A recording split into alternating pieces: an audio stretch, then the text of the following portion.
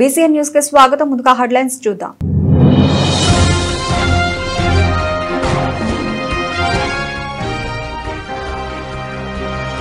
నెల్లూరులో ప్రసన్న కుమార్ రెడ్డిని పరామర్శించిన వైసీపీ అధినేత జగన్ వైసీపీ నేతలను టార్గెట్ చేసే ఏ పోలీసు అధికారిని వదిలిపెట్టనని హెచ్చరిక.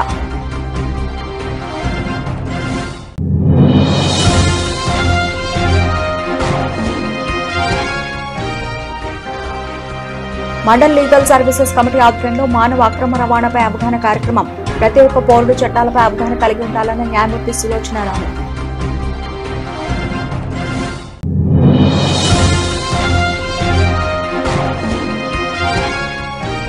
కాకాని గోవర్ధన్ రెడ్డిని పరామర్శించేందుకు నెల్లూరుకు చేరుకున్న మాజీ సీఎం జగన్ పోలీసులు ఎన్ని ఆంక్షలు విధించినా బయలుదేరి వెళ్లిన మనుబోలు వైకాపా నేతలు. మరో 3 ఏళ్లలో అధికారంలోకి వస్తామని వైసీపీ అధినేత జగన్ అన్నారు. నెల్లూరులో ప్రసన్న కుమార్ రెడ్డిని పరామర్శించిన అనంతరం ఆయన మీడియాతో మాట్లాడారు. కూటమి ప్రభుత్వానికి అండగా ఉంటూ వైసీపీ నేతలను టార్గెట్ చేసే ఏ పోలీసు అధికారిని వదిలిపెట్టనని చెప్పారు. రిటైర్డ్ అయిన సప్త సముద్రాల అవతల ఉన్నా తీసుకొచ్చి చట్టం ముందు నిల్చోబెడతామని హెచ్చరించారు. నా పక్కనే ఉన్న గోవర్ధన్ అన్న కూతురు, నేను అడుగుతా ఉన్నా, గోవర్ధన్ అన్న జైల్లో పెట్టినప్పుడు వీళ్ళ ఇంట్లో బాధ ఉండదా అని అడుగుతా ఉన్నా, వీళ్ళందరూ పిల్లలు కాదా అని అడుగుతా ఉన్నా, వీళ్ళందరికీ బాధ కలగదా అని అడుగుతా ఉన్నా. ఏం తప్పు చేశాడని చెప్పి గోవర్ధన్ అన్నను జైల్లో పెట్టారని అడుగుతా ఉన్నా. గోవర్ధన్ అన్న మీద పెట్టిన కేసులు ఏకంగా 14 కేసులు. ఒక కేసు అయిపోతూనే ఆ కేసు అయిపోయిన వెంటనే మరో కేసు పెడతా ఉన్నారు. పెట్టి మళ్ళీ జైల్లో తాను ఉండే కాలాన్ని పొడిగిస్తా ఉన్నారు. 64 రోజులుగా జైల్లో ఒక మాజీ మంత్రిని పెట్టారు. ఆశ్చర్యం కలిగించే విషయం నేను చెప్తా ఉన్నా. ఆయన మీద పెట్టిన అన్యాయమైన కేసులు ఏమిటో తెలుసా? గోవర్ధన్ అన్న పార్టీ సెంట్రల్ ఆఫీస్ లో ప్రెస్ మీట్ పెట్టి సాక్షిలో పబ్లిష్ అయిన తన ప్రెస్ మీట్ క్లిప్పింగ్ ను వాట్సాప్ గ్రూపుల్లో ఫార్వర్డ్ చేశారంట. అదొక కేసు అయ్యా. మనిషిని అరెస్టు. ఒక రాజకీయ నాయకుడు ఒక ప్రెస్ మీట్ పెడితే ఆ ప్రెస్ మీట్ లో వచ్చిన దాన్ని మీడియా పబ్లిష్ చేస్తే ఆ పబ్లిష్ చేసిన ఐటమ్ ను వాట్సాప్ గ్రూపుల్లో ఈయన ఫార్వర్డ్ చేస్తే ఆయనకు సంబంధించిన మనుషులకు అది కేసు. దాని మీద జైలు. మాజీ మంత్రికి మరో కేసు. టీడీపీ ఎమ్మెల్యే సోమిరెడ్డికి వ్యతిరేకంగా ప్రెస్ మీట్ పెడితే దానికి సంబంధించిన వీడియోను కాకాని ఫార్వర్డ్ చేశారంటూ ఇంకో కేసు పెట్టారు. అడుగుతా ఉన్నా, ఒక రాజకీయ నాయకుడు ప్రెస్ మీట్ పెడితే ఆ ప్రెస్ మీట్ తాను పెట్టిన దాన్ని తాను మళ్ళీ ఫార్వర్డ్ చేస్తే దాని మీద మళ్ళీ కేసు. ఉచితంగా ఇసుక అన్నారు. ఎక్కడ ఉచితంగా ఇసుకిస్తున్నారని అడుగుతా ఉన్నా. వైఎస్ఆర్ కాంగ్రెస్ పార్టీ హయాం రాష్ట్ర ఖజానాకు సంవత్సరానికి 750 కోట్ల ఆదాయం వచ్చేది. ఈ రోజు రాష్ట్ర ఖజానాకు ₹1 రావడం లేదు ఆదాయం. రేటు చూస్తే ఇసుక గత ప్రభుత్వంలో మా ప్రభుత్వ హయాంలో కన్నా డబల్ రేటుకి అమ్ముతా ఉన్నారు. ఇసుకను విచ్చలు విడిగా దోచేస్తా ఉన్నారు రాష్ట్రాన్ని. అలాంటి సందర్భంలో ఇసుక ఉచితంగా దొరకడం లేదని భవన నిర్మాణ కార్మికులు నిరసన తెలిపితే గతంలో పోలిస్తే రేటు డబల్ అయ్యింది అని చెప్పి వాళ్ళంతా కూడా నిరసన తెలుపుతా ఉంటే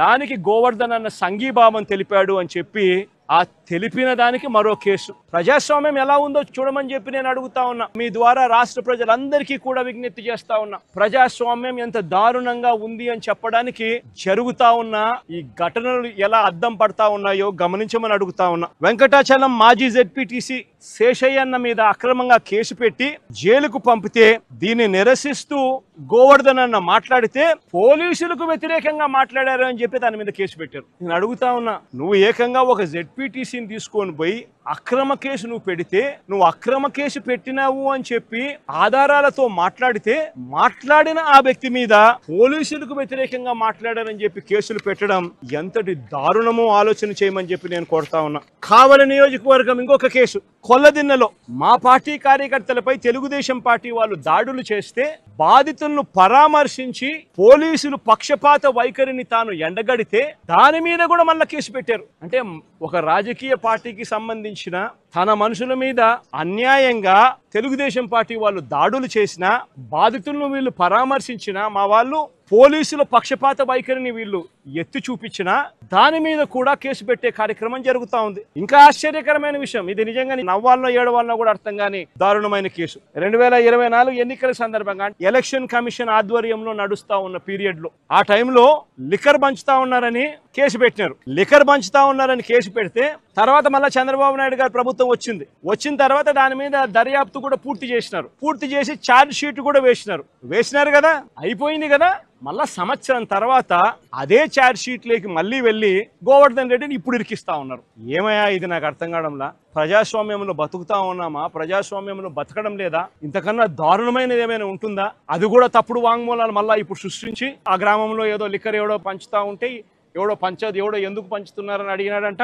ఈయన ఎందుకు పంచుతావా అని మీరు అడుగుతారా అని కొట్టమని చెప్పి ఈయన చెప్పినాడంట అని ఇప్పుడు కేసు పెడతారు. ఎంత దారుణంగా జరుగుతా ఉందో ఒకసారి చూడమని అడుగుతా ఉన్నా. మరో కేసు, అక్రమంగా క్వాడ్స్ తవ్వకాలు చేశారని కాకాని గోవర్ధన్ రెడ్డిపై పోలీసులు మరో కేసు పెట్టారు. నిజంగా ఒక మంత్రిగా ఉన్న వ్యక్తి ఒక మైన్ లో క్వాడ్స్ తవ్వకాలు చేశారు అని చెప్పి కేసు పెట్టడం అంటే ఎంత దారుణమో ఆలోచన చేయమని అడుగుతా ఉన్నా. ఈ కేసులో పసలేదు అని చెప్పి కోర్టు నిర్ధారించి A1, A2, A3లకు యాంటిసిపేటరీ బెయిల్ కూడా ఇచ్చింది. గోవర్ధన్ అన్న A4, మరి A1, A2, A3కి యాంటిసిపేటరీ బెయిల్ ఇచ్చినప్పుడు A4 వచ్చేసరికి మాత్రం ఏకంగా జైల్లో పెట్టినారు. ఆశ్చర్యం కలిగించే విషయం ఏంటంటే ఈ కేసులో ఎంత కుట్రపూరితంగా ఈ కేసు పెట్టారంటే ఈ కేసులో ఇదే చంద్రబాబు నాయుడు గారు గవర్నమెంట్ లో చేసిన విజిలెన్స్ రిపోర్టు, ఈ విజిలెన్స్ రిపోర్ట్ లో వీళ్ళే the village revenue officer Shri Siddham Pullaiah also confirmed that no quarrying activities had been carried out for the past 4 years. ఈ లేచిన విజిలెన్స్ రిపోర్ట్ లోనే ఇదే ఊర్లోనే తాటిపర్తి అనే విలేజ్ లో ద విలేజ్ రెవెన్యూ ఆఫీసర్ సిద్ధం పుల్లయ్య అనే వ్యక్తి కన్ఫర్మ్ చేసినాడంట no quarrying activities had been carried out for the past 4 years అని. నేను అడుగుతా ఉన్నా, ఏందయ్యా ఇది నాకు అర్థం కావడం లేదంట. ఈ కేసు సరిపోదు అని చెప్పి ఈ కేసులో పసలేదని ఏకంగా SC ST కేసు పెట్టినారు. మళ్ళీ దీంట్లో మైనింగ్ లో SC ST కేసు పెట్టినారు. నిజంగా ఎంత దారుణమైన వీళ్ళ పరిస్థితి ఏమిటి అని ఆలోచన చేయమని అడుగుతా ఉన్నా. సేడిజం అన్నది చంద్రబాబు నాయుడులో నరాలలో సేడిజం అన్నది ఎంతగా ఉంది అని చెప్పడానికి ఇవన్నీ కూడా నిదర్శనాలు కావా అని అడుగుతా ఉన్నా. మాగుంట శ్రీనివాస్ రెడ్డి అనే వ్యక్తి MP, ఆయన నాలెడ్జ్ తెలియకోకుండా ఎవరో మైనింగ్ పర్మిషన్ తీసుకున్నారట, ఇల్లీగల్ గా మైన్ చేశారంట, ఫోర్జరీ సంతకాలట. ఆ కేసు ఎప్పుడు పెట్టినాము? మా ప్రభుత్వ హయాంలో మేము బుక్ చేసిన కేసు. మా MP అప్పట్లో మాగుంట శ్రీనివాస్ రెడ్డి, ఆయనకు తెలియకుండా ఎవడో ఫోర్జరీ సంతకాలు పెట్టి రెడ్ బుక్ రాజ్యాంగం ఈ రోజు రాజ్యాంగం వెళ్తా ఉన్న పరిస్థితి. Super 6లు Super 7లు మోసాలే అయి ఇంతకు ముందు జగన్ ఉన్నప్పుడు ఇస్తా ఉన్న ప్రతి పథకము రద్దయిపోయి ఈ రోజు ప్రజల బతుకులు, పేదవాడి బతుకులు ఈ రోజు అల్లాడుతా ఉన్న పరిస్థితులు ఈ రోజు రాష్ట్రంలో కనిపిస్తా ఉన్నాయి. ఇలాంటి పరిస్థితుల్లో చంద్రబాబు నాయుడు గారు ప్రజలకు సమాధానం చెప్పుకోలేక ప్రజలు ఎక్కడ గొంతు విప్పుతారేమో అని చెప్పి ఆ గొంతును నొక్కడానికి చంద్రబాబు చేస్తా ఉన్న ప్రయత్నమే ఈ రెడ్ బుక్ రాజ్యాంగం. ఇదే ప్రసన్న నా పక్కన ఉన్నాడు. నెల్లూరులో జరిగిన ఈ 2 ఉదంతాలు చెప్తా ఎంతగా దిగజారిపోయాడు చంద్రబాబు నాయుడు అని చెప్పడానికి 2 ఉదంతాలు స్పష్టంగా కనిపిస్తాయి. నా పక్కన ప్రసన్న ఉన్నాడు, 6 సార్లు తాను ఎమ్మెల్యే. అలాంటి ప్రసన్నను చంద్రబాబు నాయుడు గారు గతంలో ఎప్పుడు జరగలా ఇలాంటి పరిస్థితులు. రాష్ట్రంలో ప్రత్యర్థులు ఎవరైనా కూడా ప్రెస్ స్టేట్మెంట్లు ఇచ్చుకుంటా ఉంటారు. అటువైపున ఉన్న పార్టీ వాళ్ళు ఇటువైపున వాళ్ళు ప్రెస్ స్టేట్మెంట్లలో స్టేట్మెంట్లు ఇస్తారు, ఇటువైపున వాళ్ళు అటువైపున వాళ్ళని కూడా ప్రెస్ స్టేట్మెంట్లలో ఇస్తారు స్టేట్మెంట్లు. అటువైపున ఉన్న వాళ్ళు ఇటువైపున అన్అబ్జెక్షనబుల్ లాంగ్వేజ్ వాడినప్పుడు ఇటువైపున ఉన్న వాళ్ళు కూడా అన్అబ్జెక్షనబుల్ లాంగ్వేజ్తో అటువైపున వాళ్ళని కూడా విమర్శిస్తూ ఉండడం ప్రజాస్వామ్యంలో మనం రోజు చూస్తూ ఉన్న పరిస్థితి. కానీ ఎప్పుడూ కూడా ఇలా మనుషులను చంపేయడానికి 100 మందిని ఇళ్లకు పంపించేసేసి వాళ్ళు తాగుండి రాడ్లతోనూ కర్రలతోనూ మారునాయుధాలతోనూ వచ్చి కార్లను కూడా తిప్పివేసి పడేసే పరిస్థితిలోకి వాళ్ళు వచ్చి ఇల్లు మొత్తం ధ్వంసం చేసి ఇంట్లో 83 ఏళ్ల ప్రసన్న అమ్మ, ఆవిడ మహిళ కాదా అని అడుగుతా ఉన్నా నేను. ఆవిడను బెదిరించి ఆ సమయంలో ప్రసన్న ఇంట్లో లేడు కాబట్టి సరిపోయింది. ఒకవేళ ప్రసన్న ఆ సమయంలో ఇంట్లో ఉండింటే ప్రసన్నను చంపేసే కార్యక్రమం కూడా జరిగి ఉండేది కాదా అని అడుగుతా ఉన్నా. ఇలాంటి దిగజారిపోయిన రాజకీయాలు గతంలో ఎప్పుడు మేము చూడాల. ప్రతి ఒక్క పౌరుడు చట్టాలపై అవగాహన కలిగి ఉండాలని న్యాయమూర్తి సులోచన రాణి అన్నారు. తిరుపతి జిల్లా చిల్లకూరు మండలం కోట క్రాస్ రోడ్డు ప్రాంతంలో ఏర్పాటై ఉన్న అపెక్స్ ఫుట్వేర్ పరిశ్రమలో మండల లీగల్ సర్వీసెస్ కమిటీ ఆధ్వర్యంలో మానవ అక్రమ రవాణాపై అవగాహన కార్యక్రమాన్ని junior principal civil judge Bevi Sulochana Rani ఆధ్వర్యంలో జరిగింది. ఈ సందర్భంగా జడ్జి మాట్లాడుతూ ప్రతి ఒక్కరూ వారి హక్కులపై అవగాహన పెంచుకొని వాటిని సద్వినియోగం చేసుకోవాలన్నారు. మహిళలు, చిన్నపిల్లల అక్రమ రవాణా పెరుగుతోందని వాటిని నియంత్రించే చట్టాలను సద్వినియోగం చేసుకోవాలన్నారు. ఈ కార్యక్రమంలో డీఎస్పీ గీతా కుమారి, ఎస్ఐ సురేష్ బాబు, ప్యానెల్ అడ్వకేట్లు అరవ పార్వతయ్య, మహబూబ్ బాషా, పరిశ్రమ HR మేనేజర్లు శైలజ, షరీఫ్, మోహన్ తదితరులు పాల్గొన్నారు. కూలి పనులు చేసుకోవడానికి కానీ ఇంట్లో వర్క్ చేయించుకోవడానికి అట్లాగే ప్రాస్టిట్యూషన్కి ఎట్లా వాడుతూ ఉన్నారు. కాబట్టి దయచేసి ఎవరైనా గుర్తు తెలియని వ్యక్తులు కానీ లేదా అనుమానితంగా వచ్చి మీకు ఉద్యోగాలు ఇప్పిస్తూ ఉంటే మాత్రం పొరపాటున వాళ్ళు నమ్మి వాళ్ళ దగ్గరికి వెళ్ళొద్దు. ఇంకా సోషల్ మీడియా కేసులు ఆల్రెడీ 2 చెప్పుకున్నాను మీకు. ఆల్రెడీ ఇన్స్టాగ్రామ్లో పరిచయం అయ్యే అమ్మాయి ఫ్యామిలీని వదిలేసి ఇక్కడ దాకా వచ్చేసింది. వేరే ఇక్కడికి వచ్చి చూసిన తర్వాత వాళ్ళకి 2 కాళ్ళు లేవు. అట్లా ఫ్యామిలీని అనవసరంగా సోషల్ మీడియాలో అపరిచిత వ్యక్తులతో మాట్లాడి మీ జీవితాలు నాశనం చేసుకోవచ్చు. ఓకేనా? ఇట్లా ఇంకా ఏదైనా లీగల్ ఇష్యూస్ వరకు మేడం గారు చెప్తారు, దయచేసి అందరూ వినండి. డీఎస్పీ గారు కూడా కొన్ని పాయింట్లు చెప్తారు ఇంపార్టెంట్ ఉమెన్ రిలేటెడ్గా. ఇందాక నేను ఒక పాయింట్ చెప్పాను, నా మండలం వరకు మీకే సమస్య వచ్చినా కానీ నేను రియాక్ట్ అవుతాను. అట్లాగే సబ్ డివిజన్ మొత్తం ఏ చిన్న సమస్య ఉన్నా కానీ ఇప్పుడే మీరు చెప్పండి మేడం గారు, డీఎస్పీ గారు ఉన్నారు, కన్సర్న్ అధికారులతో చెప్పి మీ సమస్యలని అక్కడ ఉన్న ఏదైనా ఇష్యూస్ని కానీ ఇమీడియట్గా రిజాల్వ్ చేస్తారు. ఓకేనా అండి? ఈ ఆపర్చునిటీని ప్రతి ఒక్కరు ఉపయోగించుకోండి. ధైర్యంగా చెప్పండి మీ సమస్య ఏదైతే ఉందో. మీకు కానీ మీ ఏరియాలో మీరు వెళ్ళే ప్లేస్లో కానీ వర్క్ ప్లేస్లో కానీ మీ ఇంటి సరౌండింగ్స్లో కానీ ఆడపిల్లలకి ఇబ్బంది కలిగే వాతావరణం కానీ ఏదైనా ఉంటే ఇప్పుడే నోటీస్ తీసుకొస్తే ఇమ్మీడియట్గా ఇక్కడే దానికి రిజాల్వ్ చేస్తారు. సొల్యూషన్ కూడా ఇమ్మీడియట్గా మేము యాక్షన్ తీసుకోవడానికి రెడీగా డీఎస్పీ గారు ఉన్నారు. మీకోసం మాత్రం ఇక్కడికి వచ్చారు మేడం. మీటింగ్ జరుగుతున్నా కూడా టైం వేస్ట్ చేసుకుంటూ మీ అందరికీ ఎడ్యుకేట్ చేయాలి, మీ అందరికి హెల్ప్ చేయాలని ఉద్దేశంతో వచ్చారు కాబట్టి ఈ ఆపర్చునిటీ యూటిలైజ్ చేసుకోవాలని మనస్ఫూర్తిగా కోరుకుంటున్నాను. ఏంటంటే హ్యూమన్ ట్రాఫికింగ్కి ఎక్కడ కూడాను ఫోర్స్డ్ లేబరు, చైల్డ్ లేబరు ఇలాంటివి ఏవి కూడా మన కంపెనీస్లో మనకు ప్లేస్ లేదు వాటి కోసం. అర్థమైందా? సో దానికి సంబంధించి ఈరోజు మనకు వచ్చిన ఈ ఆపర్చునిటీ అనేది చాలా గొప్ప ఆపర్చునిటీ. దీన్ని మనం యూటిలైజ్ చేసుకుని ఈ సమావేశం నుంచి ఈ మీటింగ్ ద్వారా మనం అట్లీస్ట్ ఏదైనా కొంతైనా మనం ఇన్ఫర్మేషన్ గ్యాదర్ చేసుకొని, సో మనకు తెలుసు మనకు చాలా ఛానల్స్ ఉన్నాయి. ఓకేనా? మీకు అందరికీ కూడాను ఏదైనా సమస్య వస్తే ఎన్ని రకాల కమ్యూనికేషన్ ఛానల్స్ ఉన్నాయి మన దగ్గర. సో మన దగ్గర మన జిఎం గారికి రాయడానికి జిఎం మెయిల్ బాక్స్ ఉంది. అలాగే మీకు కంప్లైంట్ చేయడానికి హెచ్ఆర్ డిపార్ట్మెంట్ ఉంది, హాట్ లైన్ నెంబర్ ఉంది. ఓకేనా? సో ఇలాంటి మనకు కమిటీస్ ఉన్నాయి. చాలా రకాల గ్రీవెన్స్ కమిటీ ఉంది, ఎంప్లాయీస్ కమిటీ ఉంది. ఇలాగ కమిటీస్లో మీరు మీ సమస్యలు చెప్పుకోగలుగుతున్నారు. సో ఇది వచ్చేసి ఒక బయట ఎక్స్టర్నల్గా జరిగినా కూడాను మనకు ఒక కంప్లైంట్ చేసుకోవడానికి ఒక ఛానల్ ఇది. ఓకేనా? సో బయట జరిగే సమస్యల్ని కూడా మనం ఏ విధంగా ఎవరి దృష్టికి తీసుకెళ్ళాలి, మనకు చాలా రకాల చట్టాల గురించి కూడా మనం నేర్చుకుంటున్నాం. సో మన కంపెనీలో పాలసీలో భాగంగా పాష్ గురించి కూడా నేర్చుకుంటున్నాం, prevention of sexual harassment. So ఓకేనా? సో దానికి సంబంధించి మనము ఎవరిని రీచ్ అవ్వాలా, మన దగ్గర ఐసీ కమిటీ ఉంది. సో మనకు అలాగే ఎల్సీ కమిటీ కూడా ఉంటుంది, లోకల్ కమిటీ. అది మన పోలీస్ డిపార్ట్మెంట్ గారు కానీ అలాగే డిస్ట్రిక్ట్ కలెక్టర్లో కానీ వాళ్ళు ఉంటారు. వాళ్ళు కూడాను మన యొక్క సమస్యని ఏదైనా పర్టికులర్ ఉమెన్స్ కి హరాస్మెంట్, అబ్యూజ్ వాటికి సంబంధించిన ఏదైనా సమస్య ఉంటే మనము వాళ్ళకి రిపోర్ట్ చేసుకోవచ్చు కదా. సో అలాగే ఈరోజు ఈ పర్టికులర్ టాపిక్ మీద మన పెద్దలు ఇచ్చే ఈ ఇన్ఫర్మేషన్ ని చాలా కేర్ఫుల్ గా విని ఇవన్నీ కూడాను మనకి ఎక్కడైనా కానీ అలాంటి తావు ఉంది మన కంపెనీలో కానీ మన ఎంప్లాయీస్ ఎవరైనా కానీ అలాంటి సమస్య ఫేస్ చేస్తున్నారు అనేది మీకు సెల్ఫ్ మనం ఒకటే కాదండి. సో మన ఫ్యామిలీ మెంబర్స్ కానీ మనతో పనిచేస్తున్న మన కొలీగ్స్ కానీ అందరికీ కూడాను ఇన్ఫర్మేషన్ అనేది చాలా అవసరం.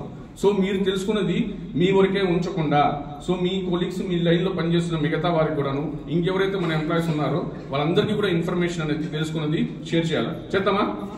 ఏ విషయం గురించి అంటే ఇప్పుడు సమాజంలో మనకు సమస్య ఏంటి, ఓకేనా? చాలా వరకు చూస్తూ ఉంటాం, మనం సినిమాల్లో చూస్తూ ఉంటాం, పిల్లల్ని తీసుకెళ్ళిపోయి అమ్మేయడము, ఆడవాళ్ళని తీసుకువెళ్ళి వెట్టి చాకరికి వేరే దేశాలకు తీసుకువెళ్ళడం, అంటే దొంగతనంగా తరలించడం.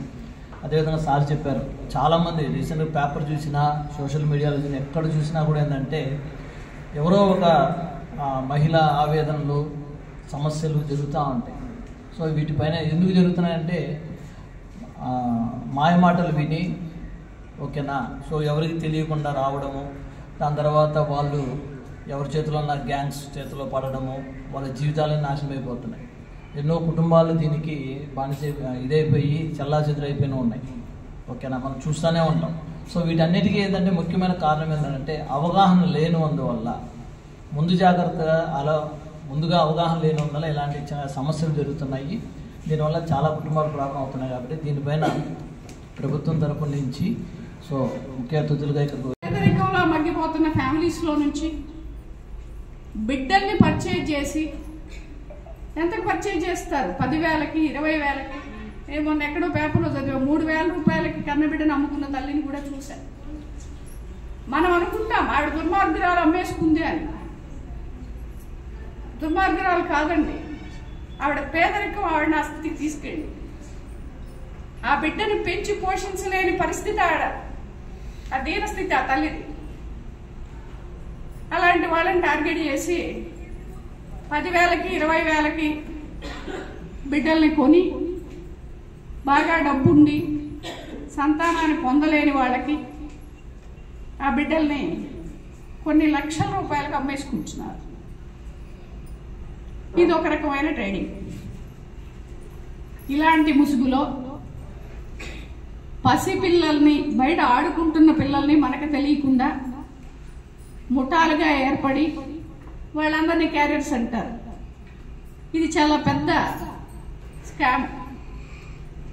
దీనిలో అన్ని స్థాయిల్లో మనుషులు ఉంటారు.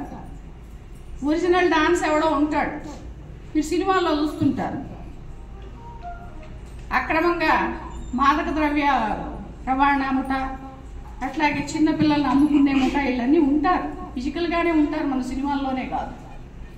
వీళ్ళందరూ ఏం చేస్తారంటే ఇక్కడ లోకల్గా కాస్త పూర్గా ఉన్నోళ్ళు, బెగ్గర్స్, జులాయిగా తిరిగే వాళ్ళను టార్గెట్ చేసుకొని వాళ్ళకి ఒక 5,000, 1,000 రూపాయలు ఇచ్చేసి పిల్లలు తీసుకొచ్చేసేయమని చెప్తారు.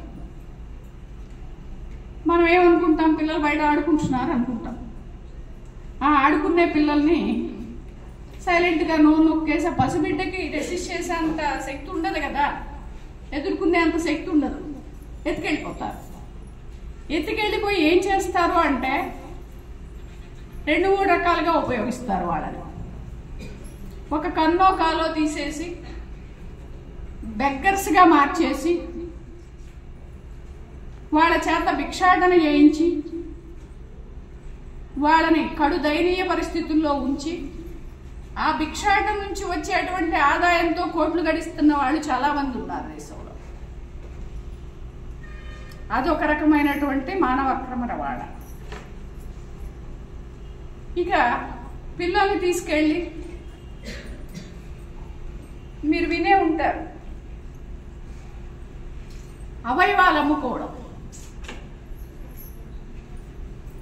మానవ శరీరంలో ఉండేటువంటి కన్ను దగ్గర నుంచి, కాలేయం దగ్గర నుంచి, హార్ట్ దగ్గర నుంచి, ఎవ్రీథింగ్. ఇప్పుడు లంగ్స్ కూడా ట్రాన్స్ప్లాంటేషన్ వచ్చేసింది. మెడికల్ ఫీల్డ్ డెవలప్ అయ్యే కొద్దీ మనిషి శరీరంలో చివరాఖరికి స్కిన్ కూడా గ్రాఫ్టింగ్ చేయొచ్చు. మన శరీరంలో పనికిరాని వస్తువు అంటూ ఏది లేదండి. మన శరీరం పైన ఉన్న స్కిన్ కూడా స్కిన్ గ్రాఫ్టింగ్ ఉపయోగిస్తారు. అలాంటి వాటికి తీసుకెళ్లిపోయి illegal trading of human organs, మన శరీర భాగాలను కోసి తీసేసి అమ్ముకునేటువంటి ఒక కార్యక్రమం. ఇకపోతే లేడీస్ దగ్గరకు వచ్చేటప్పటికి లేడీస్ని బాండెడ్ లేబర్గా ఉపయోగించుకోవడానికి,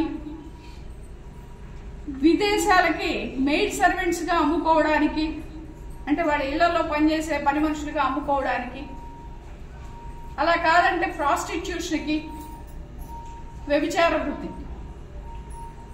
ఇలాంటి వాటన్నిటికీ ఉపయోగించడానికి కాస్త యంగేజ్లో ఉన్న పిల్లలైతే వాళ్ళకి ప్రేమ పేరుతో మాయమాటలు చెప్పి, ఆ 16 to 20 ఏజ్ మధ్యలో ఉండే పిల్లలకి మనం ఏం చెప్పినా అర్థం కాదు.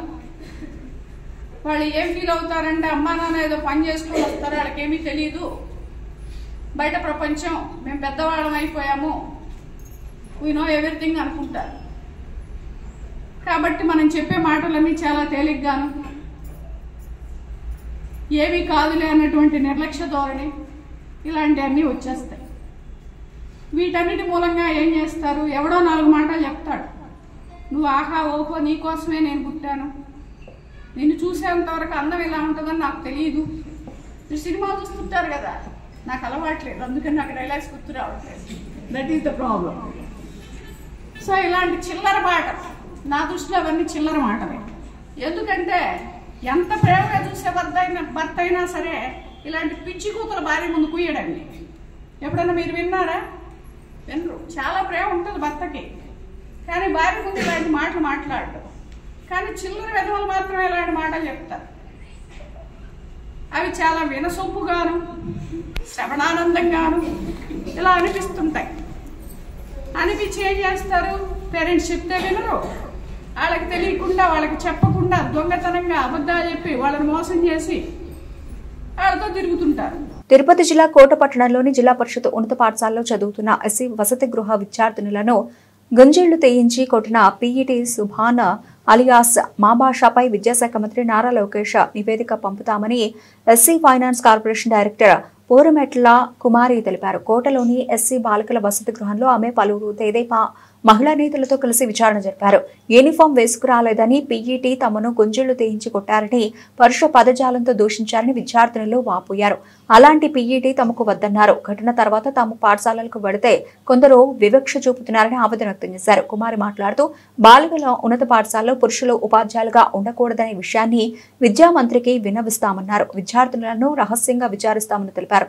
మళ్లీ శుక్రవారం రోజున సమావేశం ఏర్పాటు చేస్తామని చెప్పారు. కార్యక్రమంలో తెదేపా పార్లమెంటు ప్రధాన కార్యదర్శి మఠం శ్రావణిరెడ్డి, రాష్ట్ర కార్యదర్శి గుండాల లీలావతి, అసెంబ్లీ కమిటీ సభ్యురాలు పోలమ్మ, ఎస్ఐ పవన్ కుమార్ పాల్గొన్నారు.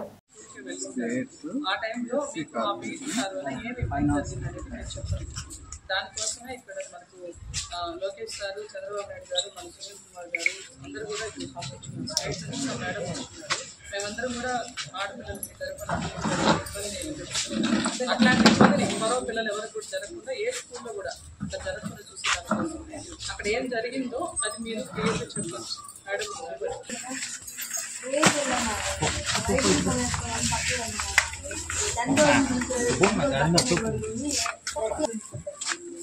అప్పుడు వచ్చి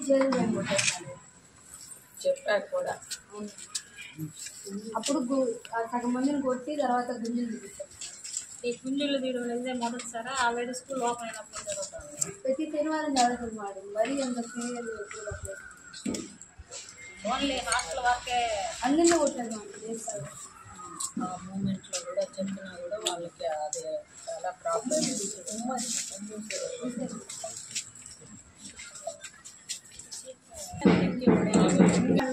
అందరూ ప్రైవేట్ క్లాస్లో దిగారు మేడం. బయట ఇన్ఫామ్ వేసుకోవాలప్పుడే గ్రౌండ్ ఆడేది మేడం.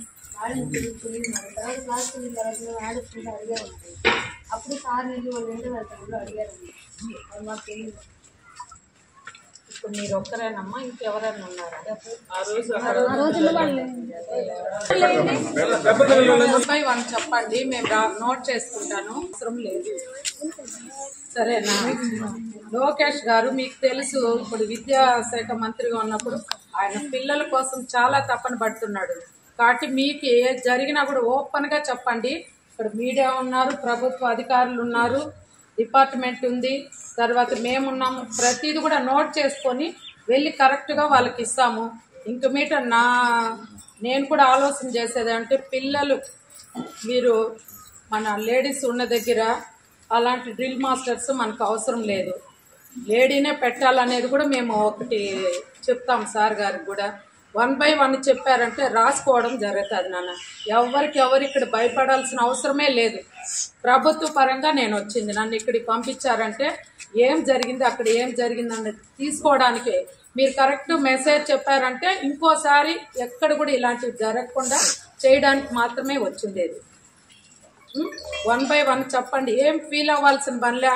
మేము పోయినా కూడా మీరు నా నంబర్ ఇస్తాను, ఇక్కడున్న లీడర్స్ ఉన్నారు, మీరు ఎవరికైనా సరే ఫోన్ చేసి మీకు ఏ చిన్న ప్రాబ్లం, మీ వార్డెన్ కావచ్చు, డ్రిల్ మాస్టర్ కావచ్చు, టీచర్ కావచ్చు, హెచ్ఎం గారు కావచ్చు, ఎవరైనా సరే మీకు ఏదైనా ఒక్క మాట అన్నా కూడా మాకు ఫోన్ చేయండి, సరేనా? మీ చదువుకి ఎలాంటి ఇబ్బంది లేకుండా, మీకు ప్రాబ్లం లేకుండా చూసుకునే బాధ్యత మాది. ఇప్పుడు 1 by 1 చెప్పండి, అది నోట్ చేసుకుంటాము. ఏ ఇబ్బందులు పడుతున్నారు పిల్లలు అనేసి మేము రాసుకుంటాము. మీకు ఇంకోసారి ఇలాంటి పిల్లలు మీ వెనకాల ఉన్నారు కదా, మీరు ఇప్పుడు 10th పిల్లలు ఉన్నారు కదా, వాళ్ళ భవిష్యత్తు బాగుండాలంటే మీరు స్ట్రాంగ్గా ఉండాలి. మీరు స్ట్రాంగ్గా ఉండి మనకేం అబద్ధాలు చెప్పాల్సిన అవసరం లేదు. ఆ రోజు ఏం జరిగింది, సిచ్యువేషను ఎలా జరిగింది అది మాత్రం చెప్పండి. నెక్స్ట్ పిల్లల భవిష్యత్తు బాగుంటుంది మీ వల్ల. వాళ్ళకి ఆదర్శంగా నిలబడండి, భయపడాల్సిన అవసరం లేదు. ఇప్పుడు ఇక్కడ డిపార్ట్మెంట్ ఉన్నారు సార్ ముందరే కదా చెప్తున్నాం మేము, మీకు ఎలాంటి ఇబ్బంది ఉండదు. ఒక్కొక్కరు నాన్న ఒక్కొక్కరు చెప్పండి. పిల్లలు కుంగిపోయే పిల్లల్ని దగ్గరికి తీసుకొని దాన్ని వాళ్ళకి ఓదార్పు చేసి వాళ్ళ తల్లిగా ఆదరించాల్సింది పోయి వాళ్ళని కనీసం వాళ్ళ పిల్లల పట్ల అమానుషంగా వీళ్ళు కూడా చూస్తున్నారంటే వాళ్ళు ఎంత మానసికంగా కుంగిపోయిండారు. దానివల్ల మేమేం చేస్తున్నామంటే ఎల్లుండికి పేరెంట్స్ని టీచర్స్ని సార్ సమక్షంలో మేము కూర్చొని పెట్టి ఇలాంటివి జరగకుండా మేము మాట్లాడాలి, సామరస్యంగా మాట్లాడాలి అనుకుంటున్నాం. ఇక్కడ పిల్లల భవిష్యత్తును ఆలోచన చేసి ఒకవేళ మాట్లాడిన తర్వాత కూడా పిల్లల పట్ల వాళ్ళు టీచర్స్ అదేలాగుంటే దానికి సమాధానం మన ఎంఈఓ గారు చెప్తారు. ఇప్పుడు మేము కూడా దానిపైన చాలా తీవ్రంగా ఉంటుందని కూడా మేము చెప్తున్నాం. ఏ టీచర్లైనా కూడా సరే అలాగానా బిహేవ్ చేసి వాళ్ళు అట్లా మారి పిల్లల్ని వేధించారంటే మాత్రం ఎట్టి పరిస్థితుల్లో అది సహించేది లేదని కూడా తెలియజేసుకుంటున్నాం. మరి నేను స్టేట్ ఎస్సీ కార్పొరేషన్ డైరెక్టర్ని, తర్వాత నాతోటి డైరెక్టరు యుగంధర్ చిత్తూరు. ఈరోజు మేము ఇక్కడ గత 3 రోజులుగా వస్తున్న దాన్ని బట్టి ఇక్కడికి వచ్చాం. మేము వచ్చి విచారించినప్పుడు వాళ్ళు ఏదైతే జరిగిందో అది చెప్పారు. కొన్ని విషయాలు చాలా బాధగా ఉంది. పిల్లలు చెప్పుకొని మానసిక మాటలు కూడా వాళ్ళు అనుభవించున్నారండి. దానికనేసి మేమేం చెప్తున్నామంటే ఇక్కడ పేరెంట్స్కి పిల్లలు ఏమవుతారని పేరెంట్స్ భయం వచ్చింది. తర్వాత పిల్లల్ని పట్టించుకొని చదువు చెప్పకుండా వాళ్ళేదో తప్పు చేసినట్టుగా టీచర్లు వాళ్ళు మానసికంగా బిడ్డల్ని ఇబ్బంది పెడుతున్నారనేది ఒకటి వాస్తవం వచ్చింది. వీళ్ళ వల్ల బిడ్డల వల్ల కూడా కాకుండా వాళ్ళ తోటి విద్యార్థులు కూడా వాళ్ళ పట్ల ఏదో వాళ్ళు తప్పు చేసినట్టుగా మీకు ఇప్పుడేం లేదులే తర్వాత ఉంది అనేది వాళ్ళు కూడా పిల్లలు బెదిరించడం అనేది అది కూడా కేవలం ఇక్కడ హాస్టల్ నుంచి ఎవరైతే వెళ్తున్నారో వాళ్ళు మాత్రమే అలా చూస్తున్నారంట. అది చాలా దారుణం అనిపించిందండి. అందుకని మేమేం చేస్తున్నామంటే ఇక్కడ పిల్లల భవిష్యత్తు ఏమి కాకూడదు, పేరెంట్స్కి నమ్మకం ఉండాలి, మన పిల్లలు బాగా చదువుకుంటారు, అక్కడైతే నమ్మకం ఏర్పడాలి పిల్లలకి. ఈ టీచర్స్కి ఒక అవగాహన కావాలి. మనం ఫస్టే రాంగ్ స్టెప్ తీసుకోకుండా రేపు కాకుండా ఎల్లుండికి పేరెంట్స్ని అంతను కూడా పిలిపించి ఎంఈఓ సార్ వచ్చున్నారు. ఎంఈఓ సార్ సమక్షంలో మేము సార్ మీరు ఇట్లా వస్తే బాగుంటుంది. ఎంఈఓ సార్ సమక్షంలో వాళ్ళు ముందుకేయండమ్మా.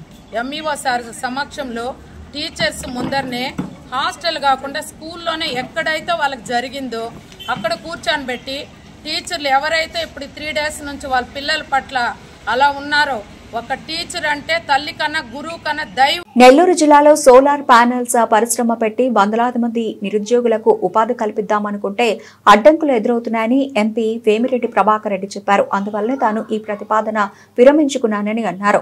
అయితే ఈ ఫ్యాక్టరీ పెట్టేందుకు ఎవరైనా ముందుకొస్తే సహకరిస్తానని చెప్పారు. దానికి ముడిసరుకుగా ఉండే మినరల్ వ్యాపారం కూడా జిల్లాలో మానేస్తున్నామన్నారు. నిస్వార్థంగా సొంత డబ్బులతో ప్రజాసేవ చేస్తూ మాటలు పడాల్సిన కర్మ తమకు లేదన్నారు. గతంలో 2023-24లో 9,60,000 టన్నుల క్వాడ్జ్ ఎగుమతి జరిగితే ఈ ఏడాది అన్ని కంపెనీలు కలిపి 1,60,000 టన్నుల ఎగుమతి అయిందని, దీన్ని బట్టి విమర్శకుల మాటలను నిజమెంతో గమనించాలని ప్రజలు కోరారు. నేను ముందుకు నడుపుతా ఉన్నాను.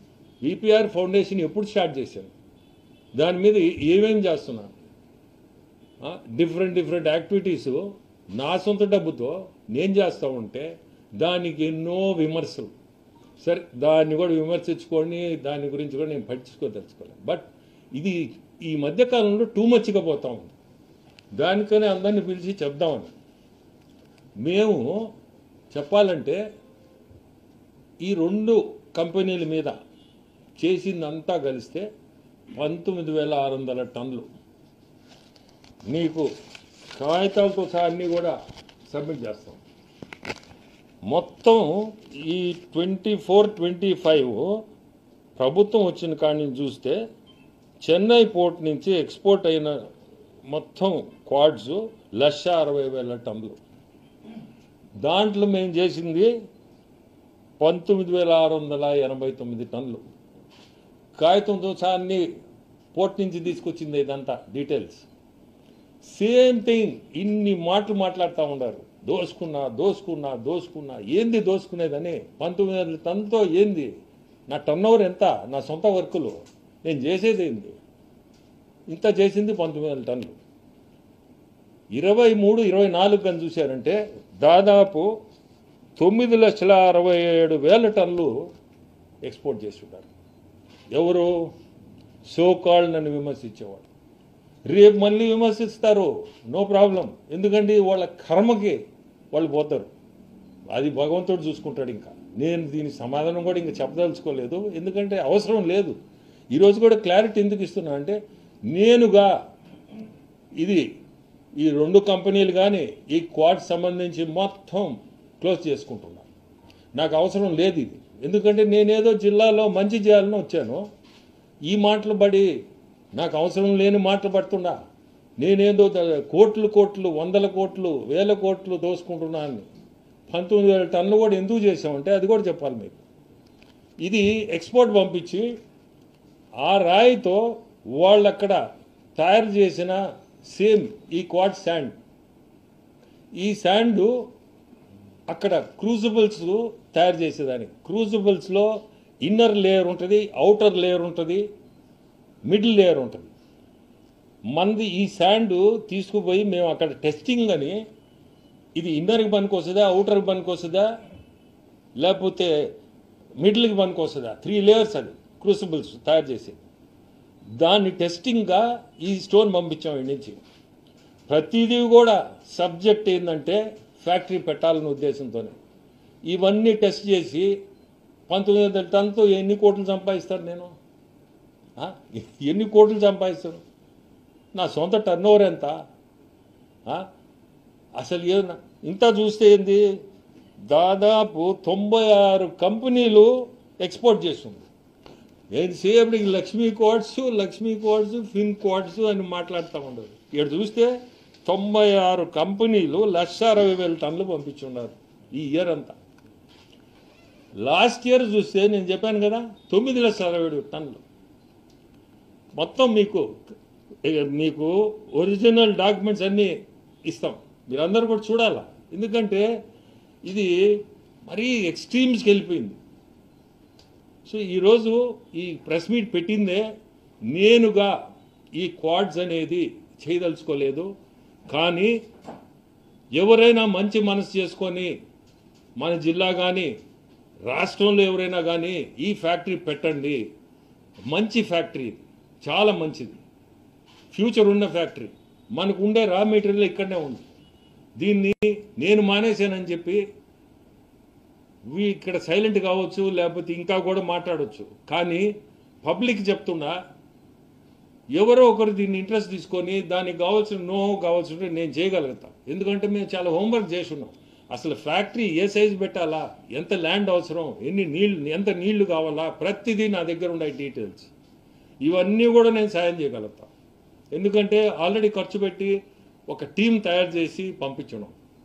సో డెప్త్ తెలియకుండా తోసేసుకున్నాం అని చెప్పి ఆ మాటలు ఇన్లాక ఈరోజు ఈ ప్రెస్ మీట్ పెట్టడం.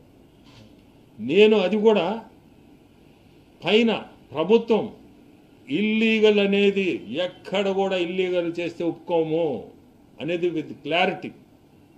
సో రేపటి నుంచి ఎవరైనా కానీ నా గురించి క్వాడ్స్కి నాకు సంబంధం లేదని ఈరోజు క్లియర్గా చెప్తుండా. ఫ్యాక్టరీ కూడా మానేస్తుండా. కానీ నా రిక్వెస్ట్ మళ్ళీ కూడా రిక్వెస్ట్ చేస్తున్నా, ఖచ్చితంగా ఎవరో ఒకరు పెట్టండి. ఇది చాలా ఈ హై ప్యూరిటీ క్వాడ్ శాండ్ అనేది చాలా యూస్ఫుల్. మన జిల్లాలోనే రేపు రాబోయేది ఇండోసోల్ కూడా ఇది అవసరం. వాళ్ళైనా పెట్టాలి, పెట్టే వాళ్ళకైనా మంచిది. ఎందుకంటే సోలార్ ప్యానెల్స్ తయారు చేయబోతున్నారు, వాళ్ళకైనా మంచిది ఇది. ఈ క్రూసిబుల్స్కి సోలార్ ప్యానెల్స్కి రెండింటి. అట్లా కాకపోయినా దేశంలో ఎక్కడా లేదు ఇది. చైనాలో మటుకు దాదాపు 100 ఫ్యాక్టరీలు ఉన్నాయి. ఆ 100లో కూడా మన సైడ్ నుంచి పోయిన రాయి లాస్ట్ ఇయర్ పోయిన ఆ క్వాలిటీ స్టోన్ సరైనది కాక ఫ్యాక్టరీలు చాలా వరకు మూసుకొని పోయినాయి. సో అది మన సబ్జెక్ట్ కాదు కూడా, మనకెందుకు. అది మేము స్టడీ చేసిన దాంట్లో అది కూడా స్టడీ చేసాం, చూసాం. సో జాగ్రత్తగా మనం ఈ ప్రోడక్టు ఏ స్టోను ఏ క్వాలిటీ అనే దీంతోనే ఈ 19,000 కూడా మేము చేసింది. దీంట్లో ఎక్కడ ఇల్లీగల్గా చేయలే, లీగల్గా మళ్ళీ కూడా వాడుతున్నాం. చేసింది ఇంత 19,000 టన్నులు. ఇది మళ్ళీ రిపీట్ చేస్తున్నాం. 1,60,000 టన్నులుగా మాది 19,000 టన్నులు.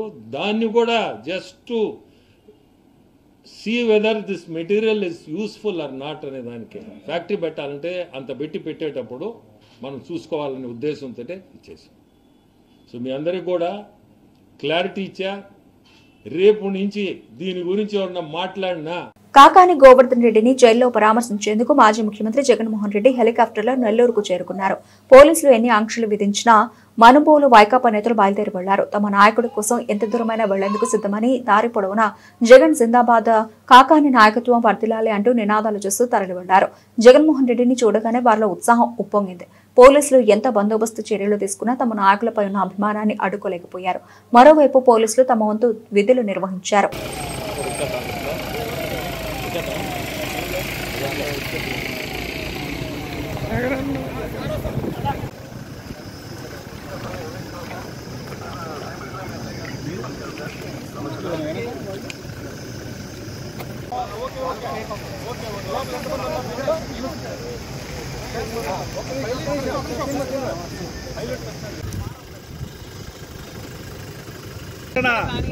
ఎవరిని లేదు మేడం, మీడియాని కూడా లోపలికి రానివ్వట్లేదు.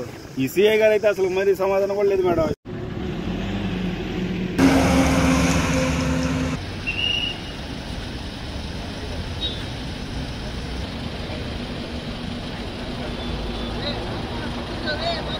కరేడు రైతుల మనోభావాలకు వ్యతిరేకంగా బలవంతంగా కరేడు ప్రాంతానికి సంబంధించిన సుమారు 8,300 ఎకరాల భూమిని అక్రమంగా బలవంతంగా తీసుకోవడానికి ప్రభుత్వం ప్రయత్నం చేస్తుంటే రైతులు పూర్తిగా వ్యతిరేకించి మేము 1 సెంటు కూడా మా భూములు ఇవ్వమని చెప్పి వ్యతిరేకించిన తర్వాత కూడా ప్రభుత్వము దీని మీద ముందుకెళ్లే ప్రయత్నం చేస్తోంది. కాబట్టి దీని మీద రైతులతో చర్చించడానికి, అక్కడున్న సమస్యలు తెలుసుకోవడానికి ఈరోజు కరేడు గ్రామానికి వెళ్ళడానికి ప్రయత్నం చేస్తే అక్కడ లా అండ్ ఆర్డర్ ప్రాబ్లం ఉంది, పోలీస్ యాక్ట్ 30 అమల్లో ఉంది కాబట్టి వెళ్ళడానికి అనుమతి లేదంటూ పోలీసు అధికారులు అడ్డుకున్నారు. పోలీసు అధికారుల యొక్క ఇన్స్ట్రక్షన్స్ ఫాలో అవుతూ లా అండ్ ఆర్డర్ ప్రాబ్లము నా వల్ల ఎటువంటి ఇబ్బంది రాకూడదనే ఉద్దేశంతో ఈరోజు రిటర్న్ వెళ్తున్నాను. ఖచ్చితంగా మళ్ళీ పోలీసు అధికారుల అనుమతి తీసుకొని కరేడు గ్రామానికి వెళ్ళి కరేడు గ్రామస్తులతో చర్చించి కరేడు గ్రామానికి రైతులకు న్యాయం జరిగేంత వరకు కూడా దీని మీద పోరాడడానికి సిద్ధంగా. గూడూరు పట్టణంలోని ఆర్టీసీ బస్టాండ్ ప్రాంతంలో ఉన్న శ్రీ షిరిడి సాయిబాబా మందిరంలో గురువారం సందర్భంగా బాబాకు ప్రత్యేక పూజలు నిర్వహించారు. అనంతరం మందిరంలో భారీ అన్నదాన కార్యక్రమం జరిగింది. ఈ కార్యక్రమంలో భక్తులు అధిక సంఖ్యలో పాల్గొని బాబాను దర్శించుకుని అన్నప్రసాదాన్ని స్వీకరించారు.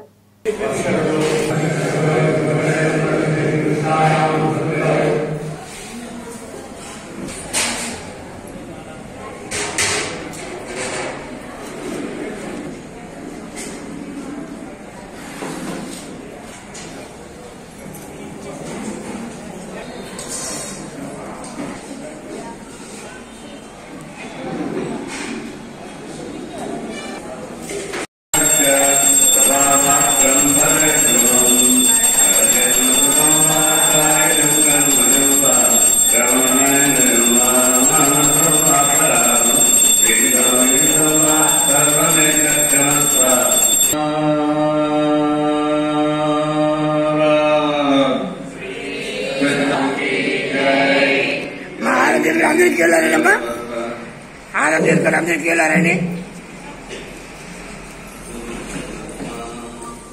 లాభు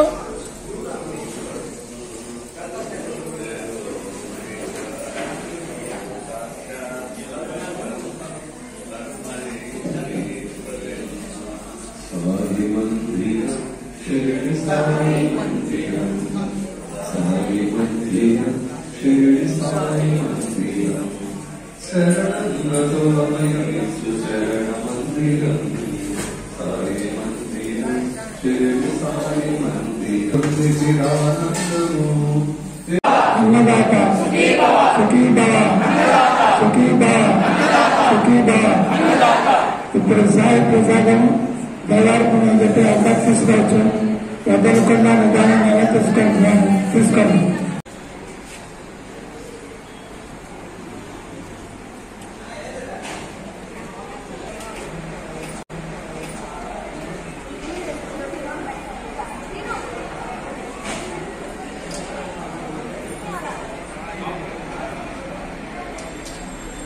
బులెటిన్ ముగించే ముందు హెడ్లైన్స్ మరోసారి.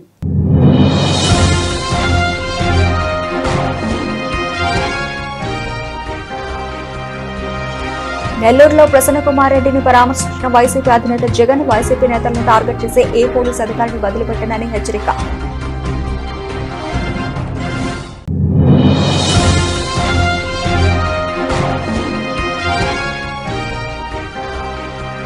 మండల్ లీగల్ సర్వీసెస్ కమిటీ ఆధ్వర్యంలో మానవ అక్రమ రవాణాపై అవగాహన కార్యక్రమం. ప్రతి ఒక్క పౌరుడు చట్టాలపై అవగాహన కలిగి ఉండాలని న్యాయమూర్తి సులోచన రాణి.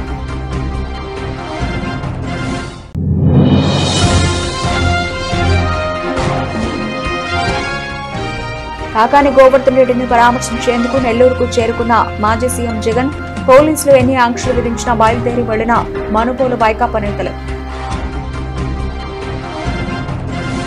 ఇవి ఇప్పటివరకు నిలిచిన updates. Keep watching BCN news.